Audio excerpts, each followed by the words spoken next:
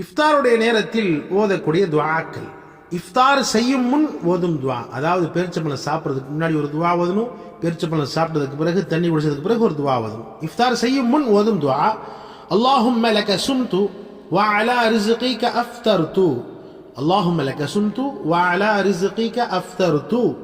இந்த துஆ அபூ தாவூத் ஷரீஃபிலே பதிவாக இருக்கிறது. இதனுடைய பொருள், அல்லாஹும்ம லக சும்து, யா அல்லாஹ் உனக்காக நோன்பு வைத்தேன், வ அலா ரிஸ்கிக அஃப்தர்து, யா அல்லாஹ் நீ கொடுத்த ரிஸ்கிலிருந்து நான் நோன்பு திறந்தேன் என்பதாக அர்த்தம்.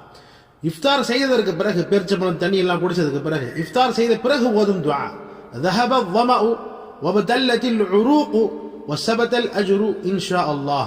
தாகம் நீங்கிவிட்டது, நரம்புகள் ஈரமாகிவிட்டது, وثبت الأجر إن شاء الله, நிச்சயமாக இதனுடைய கூலி அல்லாஹ் நாடினால் கிடைத்துவிடும்.